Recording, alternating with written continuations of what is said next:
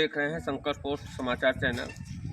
आज मैं प्रतापपुर विधानसभा क्षेत्र के समाज सेवक यहाँ आवास पे आया हुआ हूँ। समसामयिक विषयों पे दुबे जी काफ़ी दिलचस्प रहते हैं और इस समय प्रतापपुर विधायक के विरुद्ध माननीय अदालत में सुनवाई चल रही है। जो सुनवाई भी पूरी हो गई है और क्षेत्र में एक चर्चा ये आम है कि कब संभावित विधानसभा उपचुनाव प्रतापपुर में होगा। इन सब विषयों को लेकर के आइए दुबे जी से हम कुछ बातें करते हैं। शंकर पोस्ट के तरफ से बहुत बहुत धन्यवाद कि आप जैसे लोग प्रतापपुर विधानसभा क्षेत्र में लोगों के आम जनता के प्रति आपका जुड़ाव सहयोग की भावना है, जबकि आप बिना विधायक रहते हुए यहाँ के लोगों की किसी भी सामाजिक धार्मिक कार्यों में बढ़ चढ़ के सहयोग करते हैं। प्रतापपुर विधानसभा लगातार विकास के मामले में पिछड़ रहा है।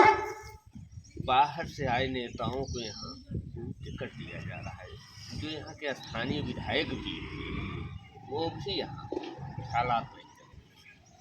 आप एक विकसित प्रतापपुर की परिकल्पना की बात कर रहे हैं, तो अगर मान लिया जाए कि आप प्रतापपुर के विधायक हैं, विधायक के रूप में प्रतापपुर को प्राथमिकता के तौर पर आप क्या करेंगे?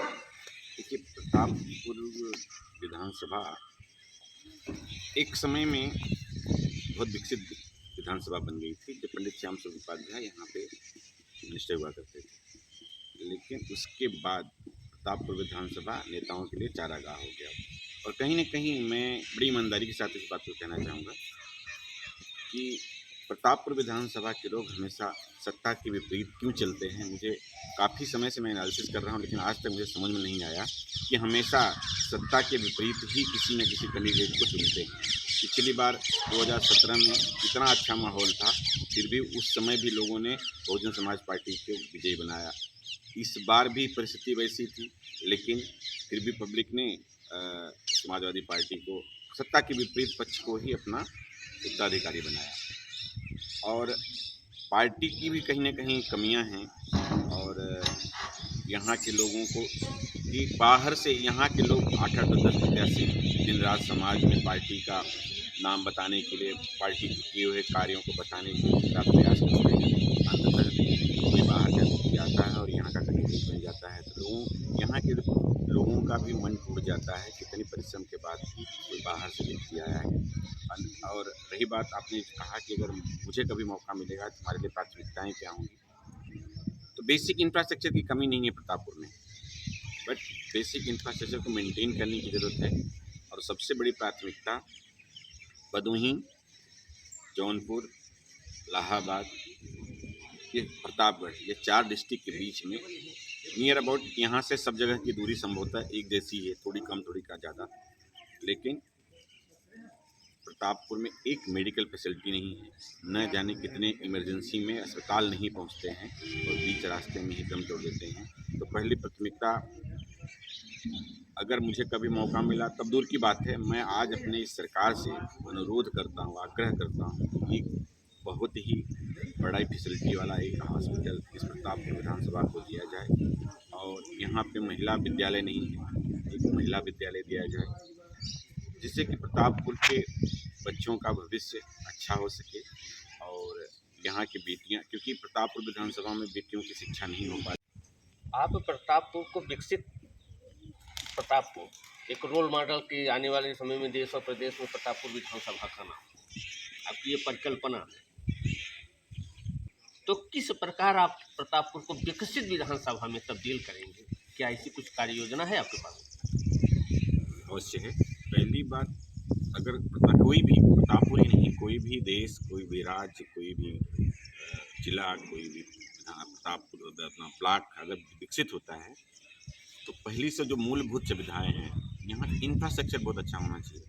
इंफ्रास्ट्रक्चर में बहुत सारी चीज़ें आती हैं, बट सबसे बेसिक चीज़ होती है शिक्षा। शिक्षा का जो स्तर आज है, न जाने, मैं एज ए बिजनेसमैन, मेरे पास बहुत सारे लोग यहाँ से जाते हैं उत्तर प्रदेश से, और मैं मैक्सिमम मेरे पास जो कंपनी में काम करने वाले लोग हैं वो सब हमारे प्रदेश से ही हैं, और ख़ास तौर से इस 4-5 जिला के लोग ही। और मेरी इच्छा भी होती है कि मैं अपने लोगों के साथ अपने को जोड़ पाऊँ। लेकिन जब मैं यहाँ से डिग्रियाँ लेके जाते हैं और उस डिग्री खाली होता है, उनको पता नहीं होता कि इसके अंदर क्या है, इस डिग्री का मीनिंग क्या होता है वो भी नहीं पता है। तो उसका कारण वो बच्चे नहीं हैं जिस जहाँ से पढ़ाई लिखाई होती है वो संस्थान, प्राइवेट सेक्टर जितने स्कूल खुले हैं, अपने पर्सनल स्वार्थ के चक्कर में शिक्षा को उन्होंने साइड कर दिया है और डिग्री का सिर्फ वितरण कर रहे हैं। तो पहली बेसिक चीज़ यहाँ पे शिक्षा होनी चाहिए, और शिक्षा का स्तर स्टैंडर्ड एक नेशनल लेवल का स्टैंडर्ड स्तर का शिक्षा लेवल ये होना चाहिए, वहाँ से शुरुआत करना है। दूसरी बात आती है शिक्षा स्वास्थ्य के लिए प्रतापपुर विधानसभा में मेरी जानकारी के हिसाब से कोई भी एक अच्छा हॉस्पिटल नहीं है, न कोई एक अच्छी मेडिकल फैसिलिटी है कि जहाँ पे इस विधानसभा के लोगों को यहीं मिल जाए। सबको किसी न किसी डिस्ट्रिक्ट लेवल के अस्पताल में लेके जाना पड़ता है, वो चाहे इलाहाबाद लेके जाएँ, चाहे भदोही लेके जाएँ या जौनपुर लेके जाएँ। तो सबसे पहली प्राथमिकता हमारी यह होगी कि प्रतापपुर विधानसभा में सेंटर में कहीं एक जगह अत्याधुनिक ढंग का एक अस्पताल बनाया जाए, जहाँ पे गर्भवती महिलाओं को या बुजुर्गों को या किसी भी कठिन परिस्थिति में मेडिकल इमरजेंसी में इमीडिएट सपोर्ट मिल सके, उस टाइप की हॉस्पिटल की स्थापना करना पहली प्राथमिकता है। पूर्व में पिछले कई विधानसभा चुनाव में सपा बसपा के बीच में ही संघर्ष रहा। भाजपा के सत्ता में आने के बाद ये त्रिकोणीय संघर्ष, लेकिन लगातार यह दुर्भाग्य रहा कि यहाँ के जैसे जो लोग काम करने वाले, जो क्षेत्र में जुड़े लोग हैं, उनको दरकिनार कर दूसरे को टिकट देने के कारण भाजपा जो है यहाँ से पराजित हो रही है। इस पर आपकी क्या विचार है? अब इस पे पार्टी का जो निर्णय होता है वही सम्मान होता है, लेकिन कहीं ना कहीं चिंतन की ज़रूरत है। और यहाँ पे क्षेत्र के लोग तैयारी करते हैं, क्षेत्र के लोग पूरी तरह से अपना जनता के साथ अपना संवाद रखते हैं।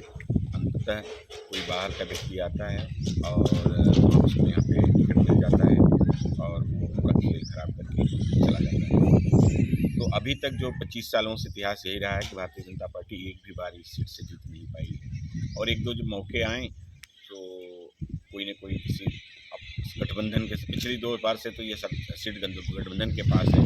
गठबंधन अभी एक भी अपने निर्णयों से एक भी बार ऐसी जीत नहीं पाया है। तो पार्टी को इस विधानसभा के लिए सोचने की आवश्यकता है। अब आगामी विधानसभा चुनाव को लेकर के आपका क्या नज़रिया है? यहाँ की जनता से क्या है कि ये बार बार इस प्रकार के अवसर को हार के उसमें तब्दील हो रहे हैं? इस विषय में आपके क्या? देखिए, अभी आगामी विधानसभा 4.5 साल बाद होने वाला है, 2027 में होगा, अभी हम 2023 में बैठे हैं। तो इस पर बहुत समय है, हो सकता है तब की परिस्थितियों में क्या पार्टी निर्णय लेगी, लेकिन पार्टी जो निर्णय लेगी हम लोग सारे के सारे जितने भी लोग आज हम प्रयासरत हैं पार्टी में टिकट पाने के लिए, अपने उस ढंग से हम लोग अपना जो पार्टी का निर्णय होगा उस हिसाब से हम लोग चलेंगे। यह काम हमारे हाथ में है नहीं किसके साथ हमको संबंध बनाना है, किसके नहीं। हाईकमान का काम है, हाईकमान जो भी निर्णय लेगा उस निर्णय के साथ हम सारे के सारे लोग, मैं सारे के जुड़ेंगे नहीं जुड़ेंगे पता नहीं, लेकिन हमारी जो बात है पार्टी के जो भी गाइडलाइंस है उसके बाहर पार्टी के जो भी आदेश होगा उसका पालन करें। आप एक प्रकार से अपने आप को स्थापित करके अपनी पहचान बना करके राजनीति में आए हुए हैं। राजनीति से आप किस उद्देश्य की पूर्ति करना चाहते हैं? राजनीति से जुड़ने का सिर्फ एक ही कारण था कि जितना एक संस्थान के जुड़ के जो आप समाज के लिए काम कर सकते हैं, सरकार के साथ जुड़ के एक काम कर सकते हैं, वह काम आप अकेले नहीं कर सकते।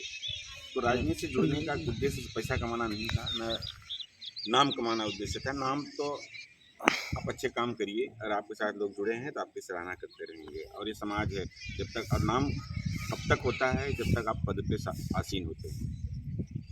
तो ऐसा काम करना चाहिए इंसान को जो हमेशा याद रहे।